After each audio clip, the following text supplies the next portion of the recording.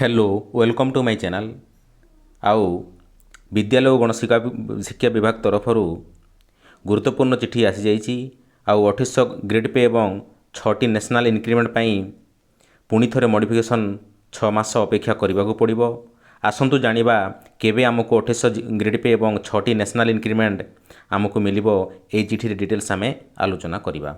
आलोचना करने पूर्वर जो मैंने चैनल को सब्सक्राइब करना बर्तमान पर्यंत प्लीज सब्सक्राइब कर दिंतु। आउ वीडियो को शेष पर्यंत देखते और वीडियो को भल लगे लाइक टे करवा भूलु नहीं और सांगसाथी मान सहित शेयर करूँ। ओके देखु एठी पुणी थे कमिटी रे मॉडिफिकेशन पुणी थे 6 मास अपेक्षा करने को पड़ो 2800 जीपी और 6टी नेशनल इंक्रीमेंट पाई। चिठी रे कौन डिटेल्स लिखा जाए चलतु आगू आलोचना करवा। यहाँ हूँ 3/2/2026 लेटर संख्या हूँ 2743। यहाँ समस्ते मन रखु। देखो ये लिखा जाइए विद्यालय और गणशिक्षा विभाग और उच्च शिक्षा विभाग अधीन सरकारी और अनुदान प्राप्त और अण अनुदान प्राप्त बेसरकारी शिक्षानुष्ठान रहीअछि। एणु शिक्षानुष्ठान गुड़िकर विभिन्न शिक्षक अध्यापक और कर्मचारी संघ सेमानंकर विभिन्न प्रकार दाबी सरकार निकट में उपस्थापन कर आसुचंती।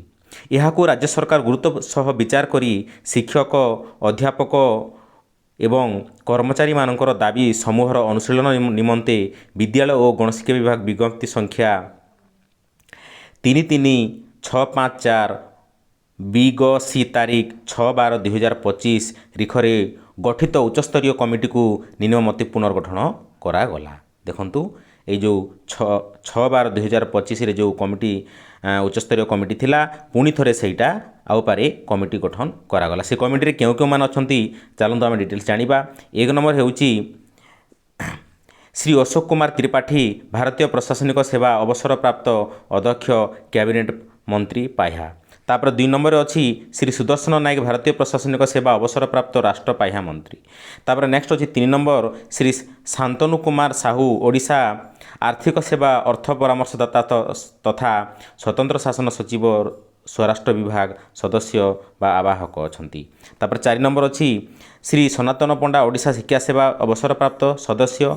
तापर 5 नंबर अछंती श्री मनोरंजन मिश्र पूर्वतन अध्यक्ष सरकारी महिला विद्यालय बलांगीर डिस्ट्रिक्टर से मध्य एठी सदस्य अछंती। देखंतु एई 5 जन को नेकी गोटे कमिटी तैयार करा जाइछि। सेही कमिटी कौन करेंगे उक्त कमिटी 6 मास मध्य राज्य सरकार को रिपोर्ट प्रदान करेंगे। यही 5 जन जो 5 जन को लेकिन जो कमिटी तैयारी करा जाइछि 2800 जीबी और 6टी नेशनल इंक्रीमेंट को लेकिन तदारक करिकी से 6 मास मध्य राज्य सरकार को रिपोर्ट प्रदान करेंगे। तार अर्थ आमको 6 मास पर्यंत 6टी नेशनल इंक्रीमेंट और 2800 ग्रेड पे पाइबा आमको जोगिबा पड़ो। ओके यहाँ हूँ कमिशनर तथा शासन सचिव यहाँ ऑर्डर करछंती।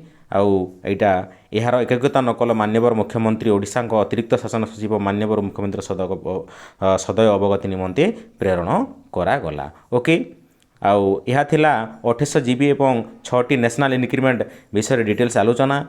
मुझे आशा करुँ समस्ते बुझीपारी तेणुक वीडियो को भल लगे ताहले वीडियो को लाइक टे करंतु एवं सांगसाथी मान सहित शेयर करने भूलु ना जहाँफल कि यह समस्त हेल्पफुल रहिबो। ओके आज वीडियो एतिकी नेक्स्ट वीडियो देखा जय जगन्नाथ बाय थैंक यू।